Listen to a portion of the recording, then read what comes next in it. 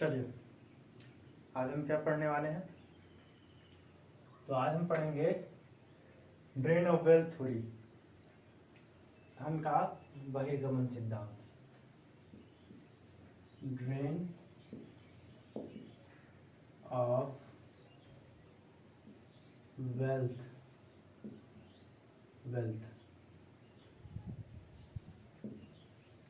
Theory.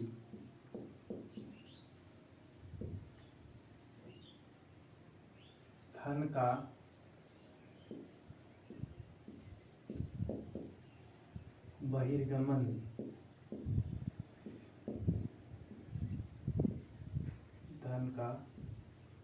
बहिर्गमन सिद्धांत।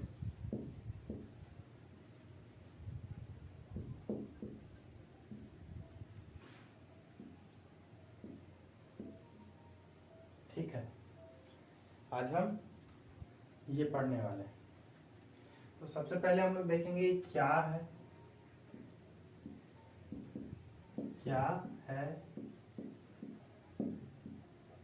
उसके बाद हम लोग देखेंगे इसका कारण क्या है, कारक।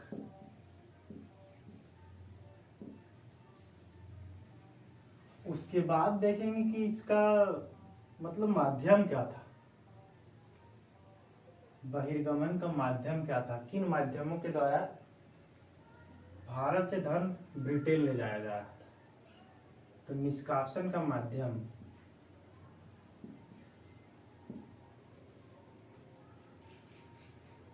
या निकासी का माध्यम सिर्फ लिखते हैं।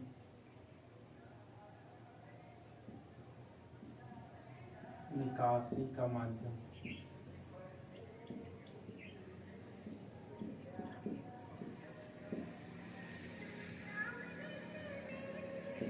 ठीक है। निकासी का माध्यम। उसके बाद इसका हम लोग क्या देखेंगे, प्रभाव देखेंगे। सिद्धांत का प्रभाव,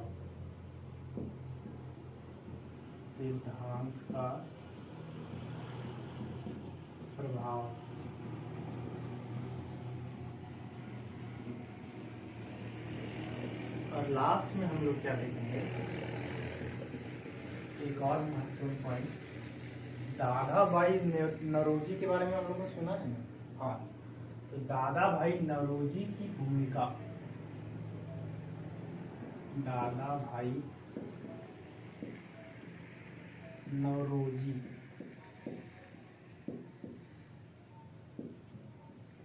की भूमिका।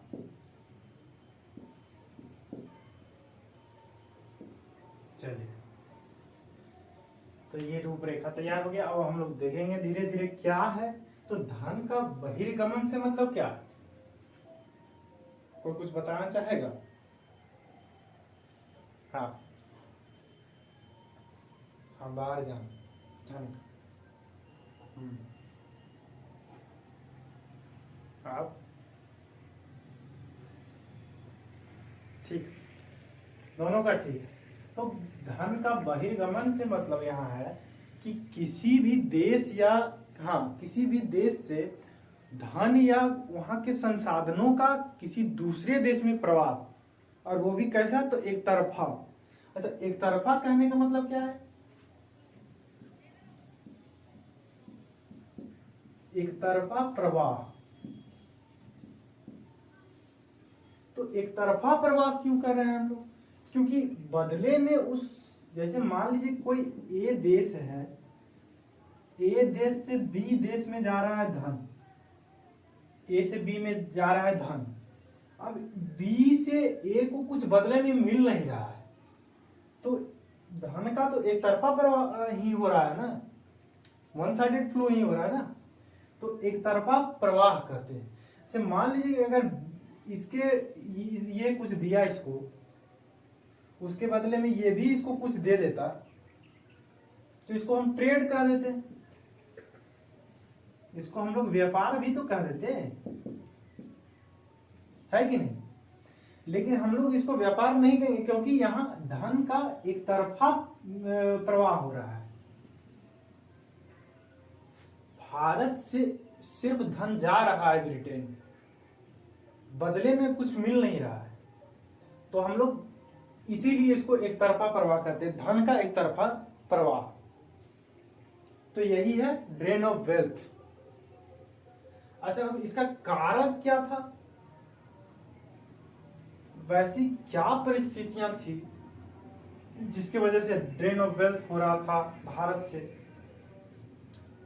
तो यहां देखेंगे, अब जो ईस्ट इंडिया कंपनी वो एक पॉलिटिकल पावर बन चुकी है ना। अब वो सारी चीज कह सकते हैं कि उनके अधिकार क्षेत्र में आ गए। एडमिनिस्ट्रेशन हो, इकोनॉमिक चीजें हो, सब वो हैंडल कर रही है। ठीक है ना। हाँ,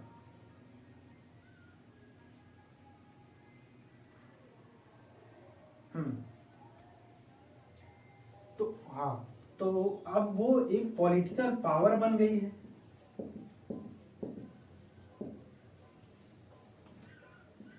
अच्छा, बात ये भी है ध्यान रखने के लिए कि अंग्रेज जब यहाँ आए थे, या ईस्ट इंडिया कंपनी जब यहाँ आई थी, तो भाई साहब वो व्यापार करने के लिए आई थी ना। वो तो व्यापारी थे शुरू में। अब वो यहाँ घर बना के रहने के लिए तो नहीं आए थे। तो उनका मुख्य उद्देश्य था इकोनॉमिक बेनिफिट। इकोनॉमिक बेनिफिट तो वही तो कर रहे हैं,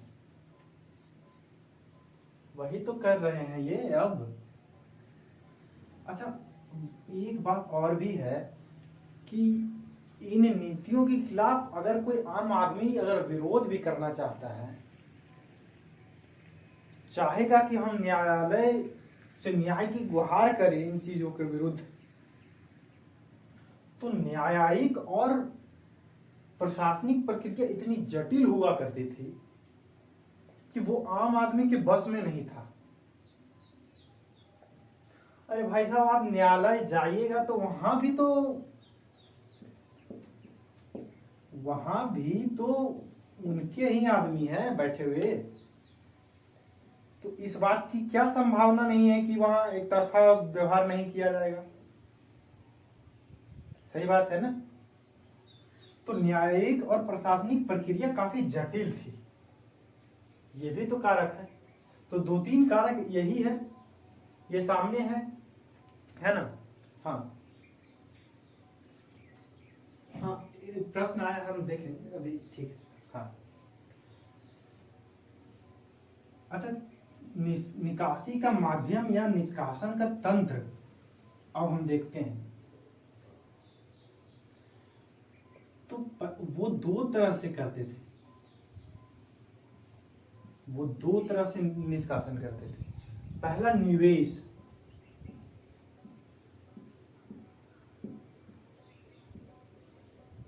और दूसरा गृह व्यय। गृह व्यय क्या वो कह सकते हैं, होम चार्जेस।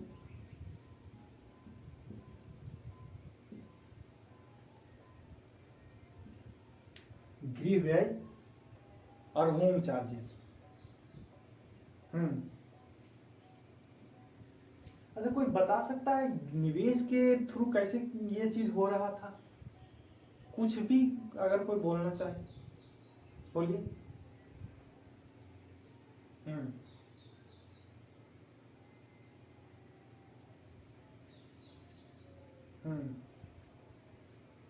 ठीक।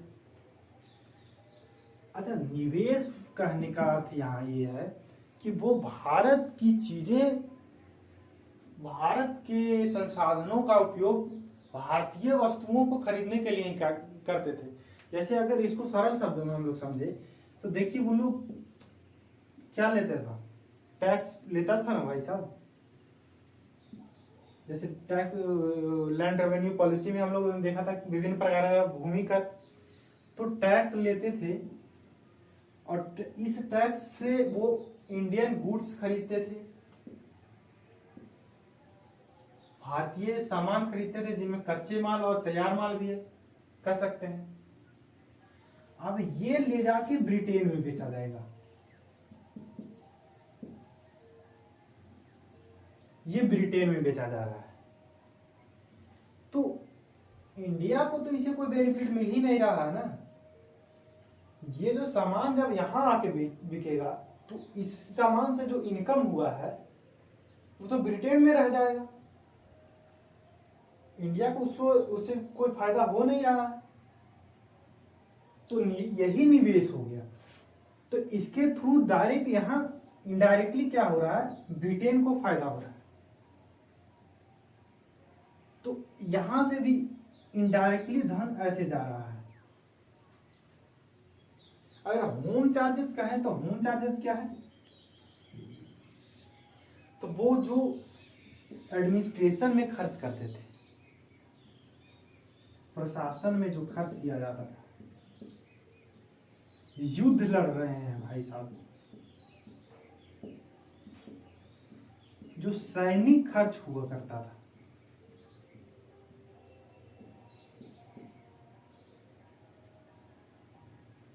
है ना, लोन भी तो था कंपनी के ऊपर।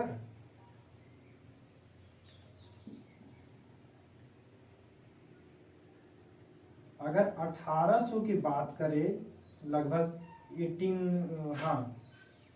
18 सेंचुरी के लगभग में, तो कंपनी पर लगभग 3 लाख पाउंड, 3 लाख नहीं 3 करोड़ पाउंड शायद था, हाँ 3 करोड़ पाउंड का कर्ज हो गया था। तो इस कर्ज का वो भरेगा कहाँ भाई से, वो ब्रिटेन से धन लाके थोड़ी भरेगा, यहीं से तो, यहीं का जो भारत का जो संसाधन है, भारत का जो धन है, उसी से ये जो कह सकते हैं कि लोन जो है भरा जा रहा था, है ना। अब जो कंपनी के शेयर होल्डर्स थे, शेयर होल्डर्स, तो उनका जो लाभांश है, उनको जो बेनिफिट दिया जा रहा है वो भी तो यहीं से दिया जा रहा है ना, वो ब्रिटेन से धन लाके थोड़ी दे रहे हैं। यहां से जो इनकम उन्हें हो रहा है उन्हीं से उनको लाभांश दिया जा रहा है। तो ये सब तरीका हो गया धन निष्कासन का। अगर प्रभाव देखेंगे तो प्रभाव क्या है,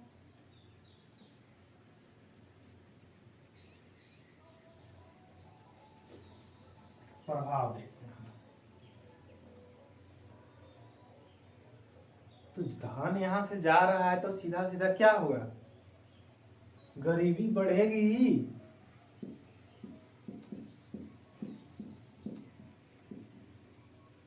गरीबी बढ़ेगी, उद्योग खत्म होगा,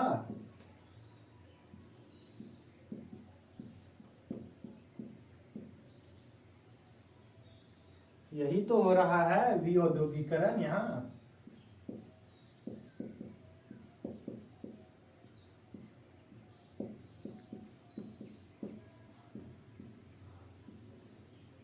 उद्योग खत्म हो रहा है, विऔद्योगीकरण हो रहा है, विनगरीकरण हो रहा है यहाँ भाई साहब।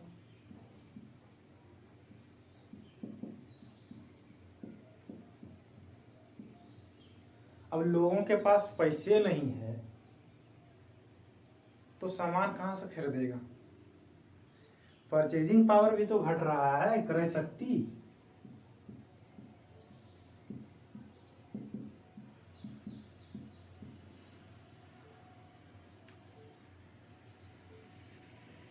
तो ये सब हम लोग इसका प्रभाव देख सकते हैं। गरीबी फैल रहा है, उद्योग खत्म हो रहा है, लोगों के पास पैसा नहीं है, अकाल पड़ रहा है। उस समय हमने 3 अकाल की चर्चा की थी ना पिछले क्लास में, बंगाल, मद्रास और एक दक्षिण भारत में अकाल पड़ा था।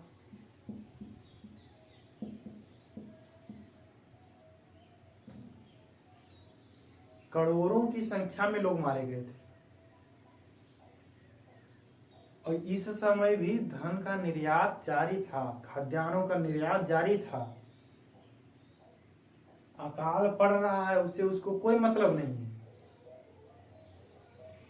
लोग यहाँ मर रहे हैं, उससे उसे उसको कोई फायदा नहीं है, कोई दिक्कत नहीं। करोड़ों की संख्या में लोग मारे गए थे।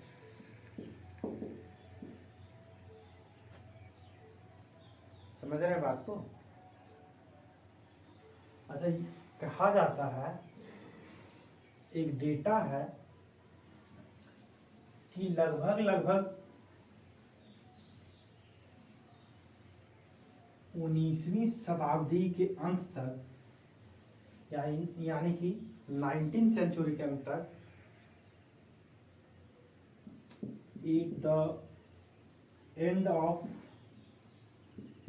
19th century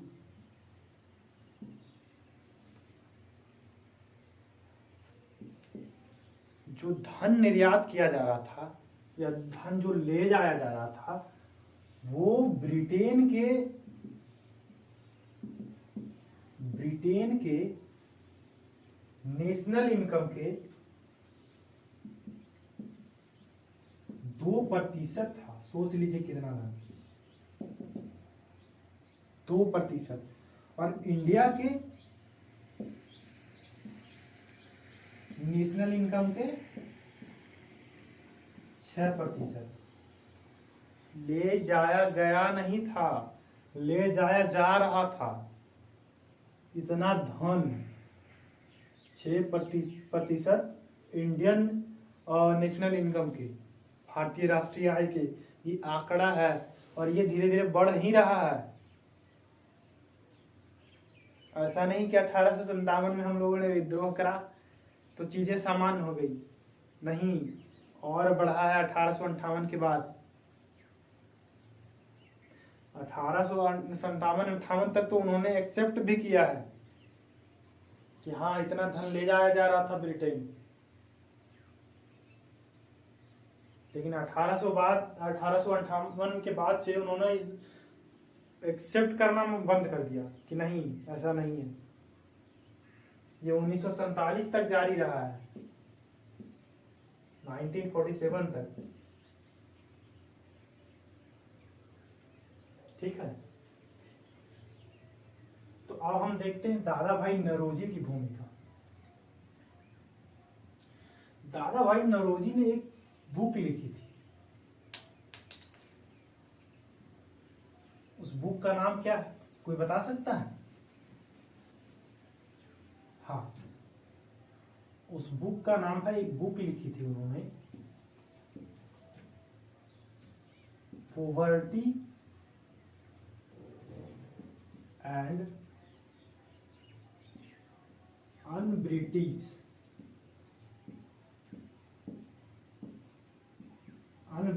rule in India. एक किताब लिखी थी उन्होंने, इसको आप लोग नोट करके जरूर लिखिएगा, poverty and un-British rule in India. इस किताब में उन्होंने इस चीज को बहुत ही व्याख्या के तौर पे दिखाया है, विस्तार चर्चा की है उन्होंने इस पर। उन्होंने बताया कि किस तरह से लोग भारत के धन को लूट रहे हैं, जनता गरीब हो रही है, देश पीछे जा रहा है, लोग मर रहे हैं।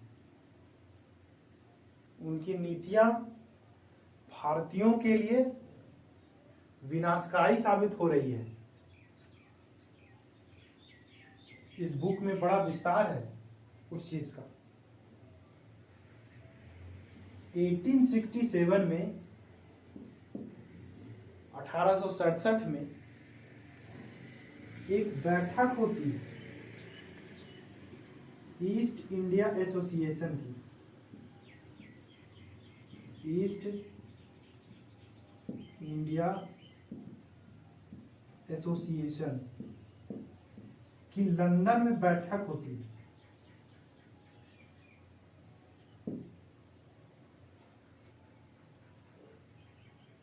उसमें उन्होंने एक लेख लिखा था, जगह बचाओ तो हम लोग लिख लेंगे। उन्होंने एक लेख लिखा था, इंग्लैंड डेट टू इंडिया।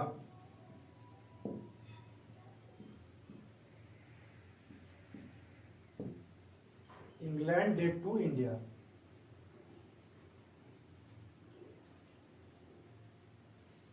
इस लेख में उन्होंने ईस्ट इंडिया एसोसिएशन की एक बैठक हुई थी 1867 में। इस लेख के माध्यम से उन्होंने भी बड़ा विस्तार पूर्वक बताया था कि यहाँ से ऐसे हो रहा है, बहुत ही ज्यादा मात्रा में भारत के संसाधनों और भारत के धन का दोहन हो रहा है, ब्रिटेन ले जाया जा रहा है। बिना वहां की लोगों की संकट की स्थिति को देखते हुए, जो कि कह सकते हैं कि कहीं से भी एथिकल नहीं है। समझ रहे? इससे दादा भाई नौरोजी से पहले राजा राम मोहन ने भी इस बात को रखा था, इस बात को सामने लाया था। उन्होंने भी कहा था कि चीजें यहां से ब्रिटेन ले जाई जा रही है, धन का दोहन हो रहा है। राजा राम मोहन ने भी ये बात कही थी। ठीक है, तो अब हम लोगों ने इसको देख लिया है। अब हम इसके बारे में लिख लेंगे थोड़ा पॉइंट बाय पॉइंट करके। आप लिखिए, पहले लिखिए क्या है, लिखिए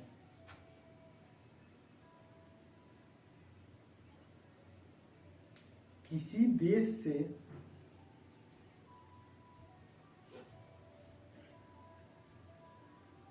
धन या संसाधनों का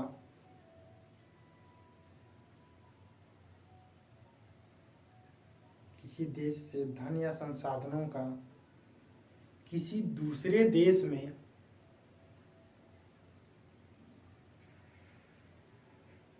एक तरफा प्रवाह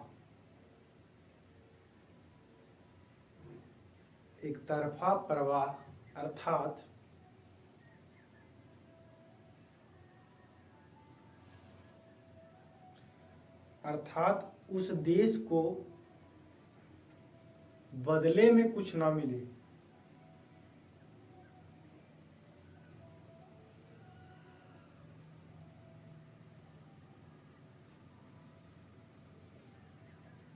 बदले में कुछ ना मिले।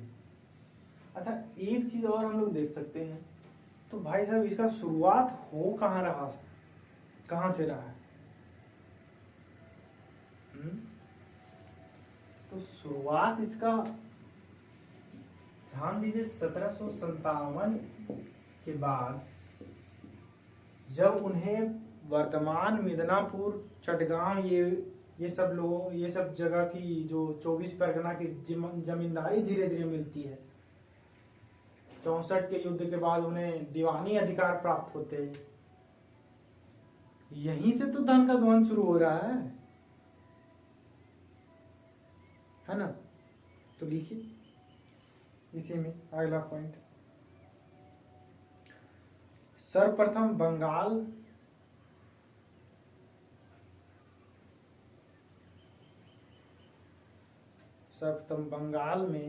बंगाल से 1757 में धन का पलायन प्रारंभ हुआ।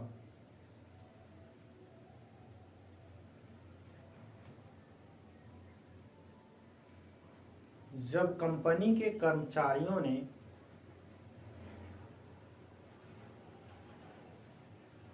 यहां से लूटी हुई अपार संपत्ति को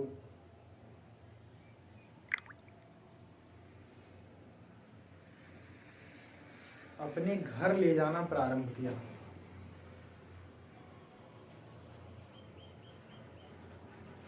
अपने घर ले जाना प्रारंभ किया। इसी में अगला पॉइंट लिख लीजिएगा। एक अनुमान के मुताबिक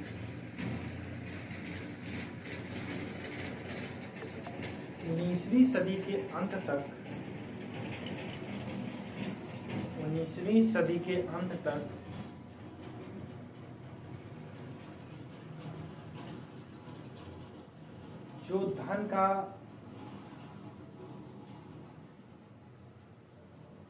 जो धन ऐसे करके लिख लीजिए, जो धन ब्रिटेन ले जाया गया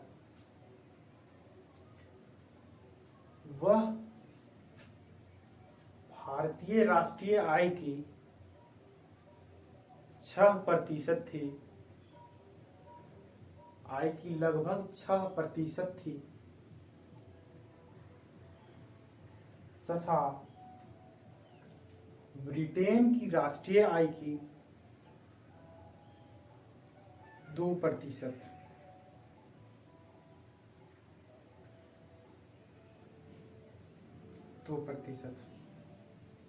अब कारक लिख लीजिए। पहला पॉइंट लिखिए, कंपनी का राजनीतिक शक्ति के रूप में उदय। कंपनी का राजनीतिक शक्ति के रूप में उदय।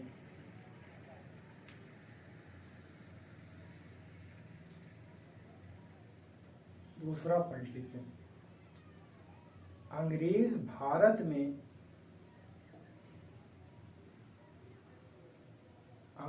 भारत में बसने के उद्देश्य से नहीं आए थे।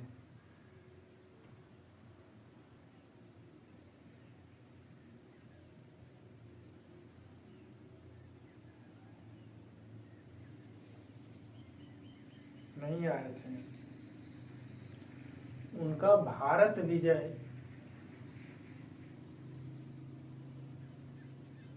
आर्थिक उद्देश्यों तक सीमित था, केवल आर्थिक उद्देश्यों तक सीमित था, या आर्थिक फायदों तक सीमित था।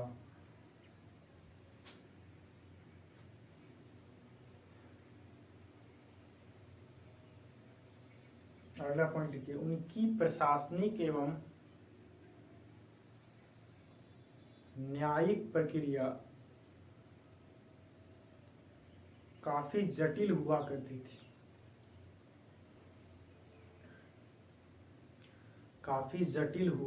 थी।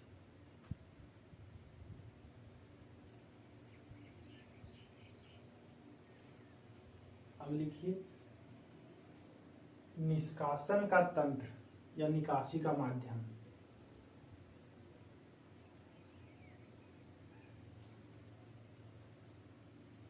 पहले लिखिए निवेश,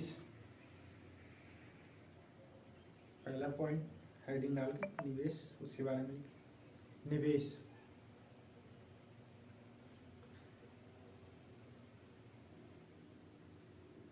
लिखिए, इस प्रणाली के तहत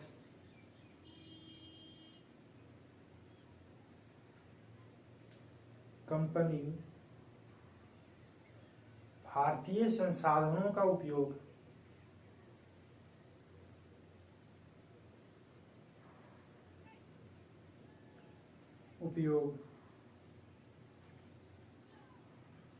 भारतीय बाजार से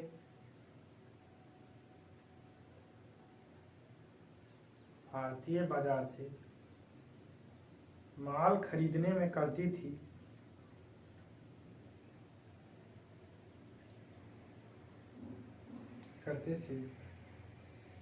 और उन्हें ब्रिटेन में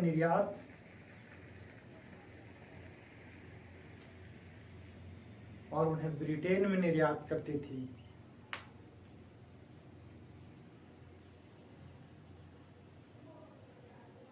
इससे हुआ मुनाफा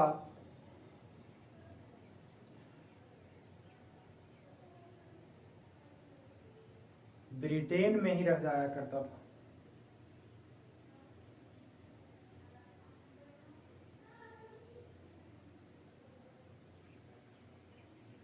अगला पॉइंट लिखिए, होम चार्जेस, गृह व्यय। लिखिए, यह भारत की ओर से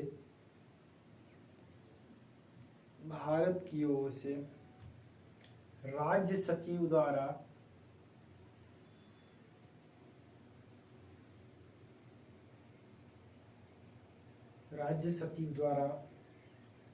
इंग्लैंड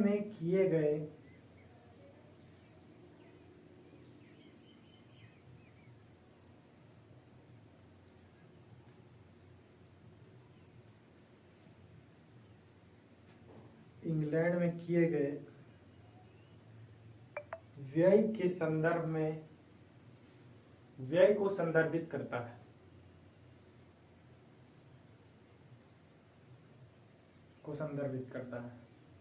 इसमें ईस्ट इंडिया कंपनी के कर्मचारियों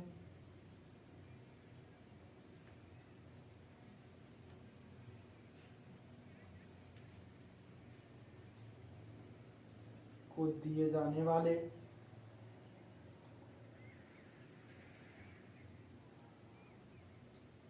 सैलरी, युद्ध में किए जाने वाले खर्चे, सैनिक खर्चे,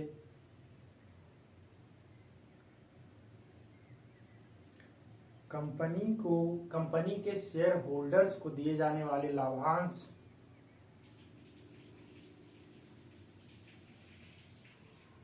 शामिल हैं।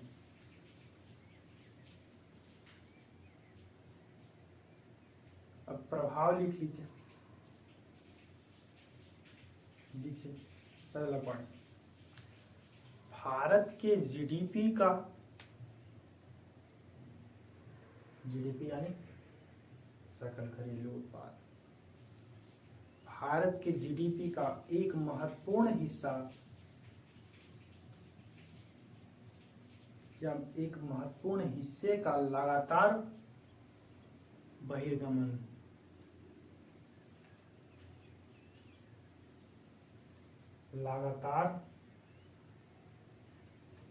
बहिर्गमन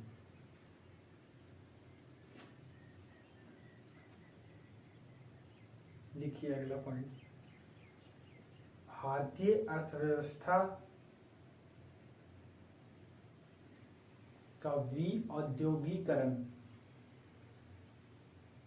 डी-इंडस्ट्रियलाइजेशन,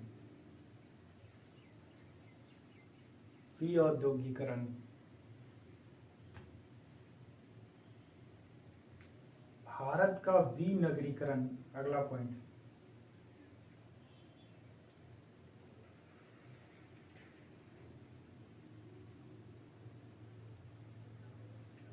लिखिए, भारतीयों की क्रय शक्ति पर गंभीर प्रभाव पड़ा।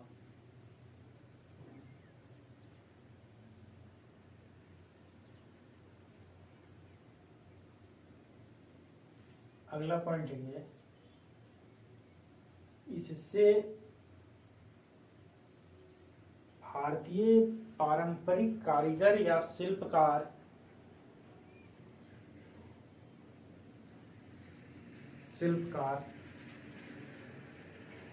पूरी तरह बर्बाद हो गए।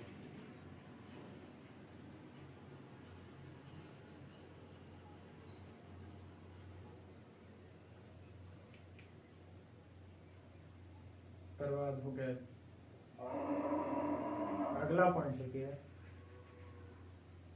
अकाल और गरीबी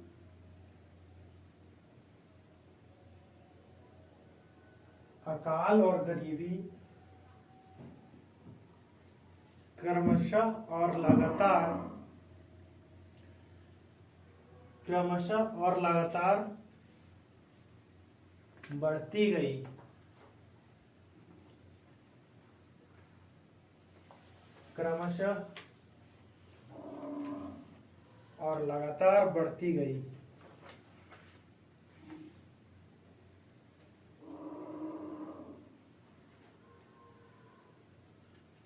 क्रमशः और लगातार बढ़ती गई। अब हम लिख लेंगे दादा भाई नौरोजी की भूमिका। लिखिए, हेडिंग डालिए।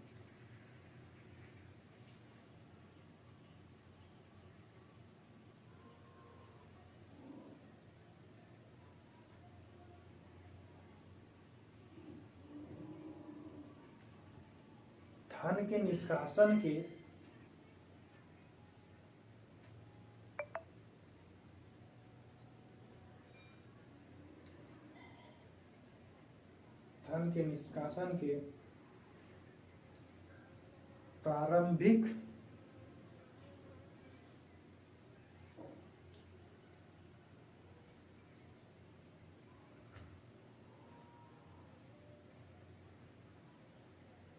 के निष्कासन के प्रारंभिक कह सकते हैं धन के निष्कासन की समस्या कर लीजिए। धन के निष्कासन की समस्या को उजागर करने वाले, ऐसे करके लिखिए। धन के निष्कासन की समस्या को उजागर करने वालों में से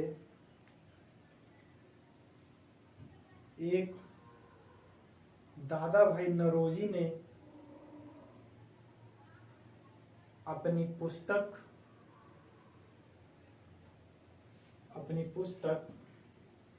poverty and on British rule in India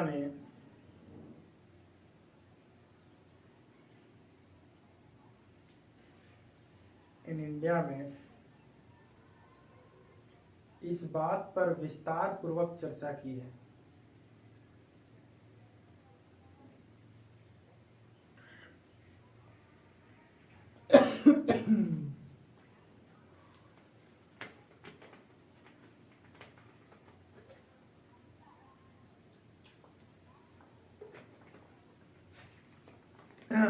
विस्तार पूर्वक चर्चा की है।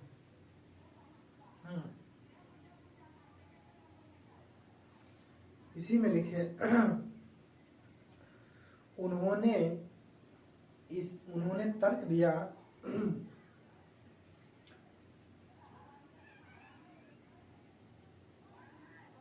कि शोषणकारी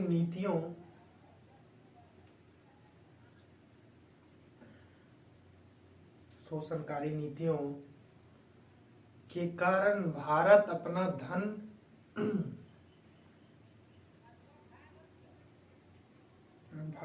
धन खो रहा है।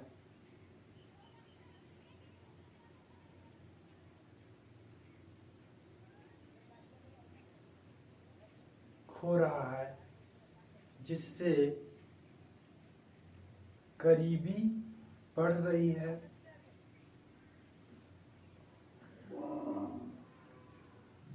और आर्थिक विकास को नुकसान पहुंच रहा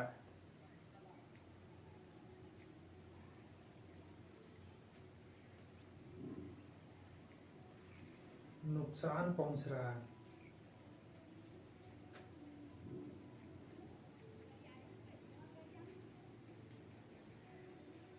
अगला पॉइंट लिखिए। 1867 में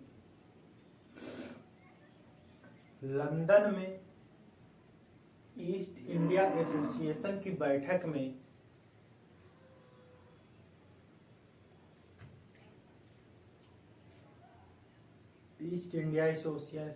बैठक में उन्होंने एक लेख के माध्यम से ऐसे करके लिखिए, उन्होंने इंग्लैंड डेट टू इंडिया नामक एक लेख के माध्यम से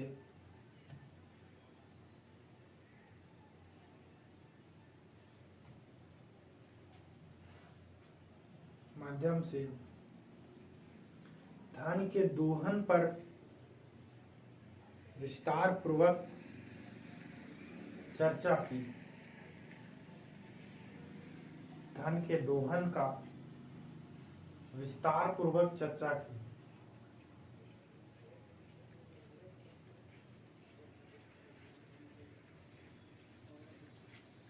अगला पॉइंट लिखिए, नौरोजी ने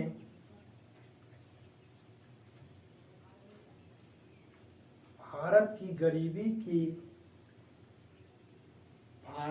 गरीबी के पीछे का मुख्य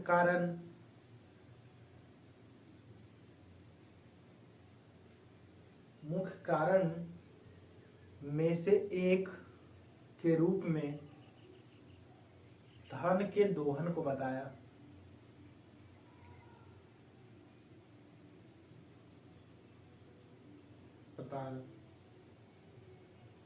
अगला पॉइंट लिखिए, उनके सिद्धांत ने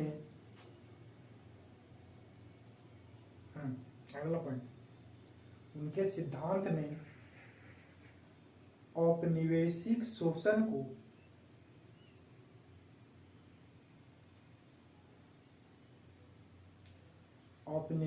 शोषण को समझने के लिए आधार तैयार किया।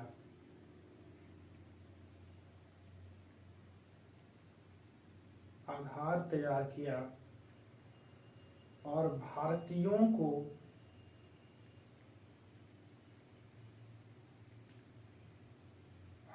को स्वशासन तथा आर्थिक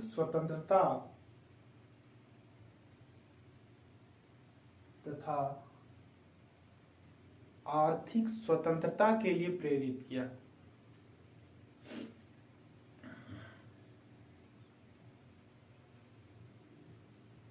आर्थिक स्वतंत्रता के लिए प्रेरित किया। ठीक है, तो हम लोगों ने इसे देख लिया, ध्यान से समझ लिया, कोई दिक्कत तो नहीं है। अच्छा, इस पर एक क्वेश्चन आया है,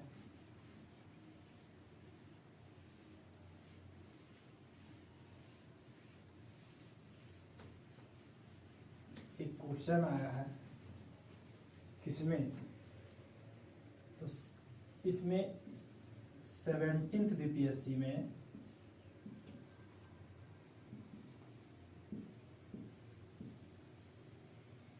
समझ रहा है,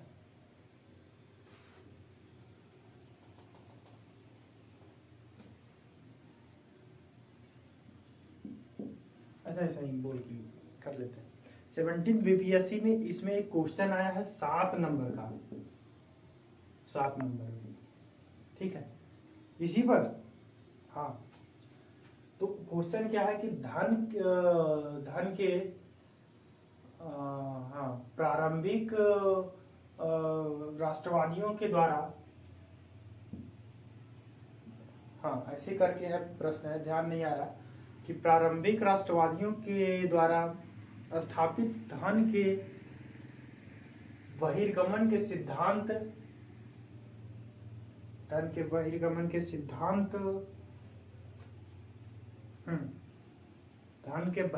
के सिद्धांत की चर्चा करें या समीक्षा करें, ऐसे करके 7 नंबर, एकदम एग्जैक्ट यही सवाल है बीपीएससी में पेपर 1 जो है हिस्ट्री का पोर्शन, उसमें आया है 7 नंबर में। तो हम इसको ऐसा ही रूपरेखा के रूप में लिख सकते हैं, 7 के 8 नंबर मिलेंगे। बहुत बढ़िया तरीका है ना, विस्तार से हम लोगों ने पढ़ा, तो ये क्वेश्चन हो जाएगा। ठीक है, चलिए, तो हम अब कल मिलते हैं। चलिए, ठीक है, थैंक यू।